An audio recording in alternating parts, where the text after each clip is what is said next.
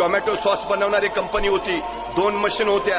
त्यांनी एक मशीन अखंडपणे चालू ठेवली आणि दुसरी मशीन वर्षभर बंद ठेवली. आणि नंतर निष्कर्ष असा काढला की जी मशीन वर्षभर चालू होती ती उलट अधिक क्रियाशील झाली होती, तिची पाती अधिक धारदार बनली होती, ती मशीन सतत कामात असल्यामुळं अधिक सक्षम झाली होती. आणि जी मशीन वर्षभर बंद होती ती गंजून चालली होती, ती आता चालूच होत नव्हती, ती वापरलीच जाणार नव्हती.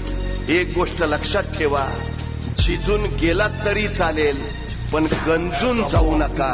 तेवढं फक्त स्वतःला सांभाळणं ही सगळ्यात महत्वाची गोष्ट.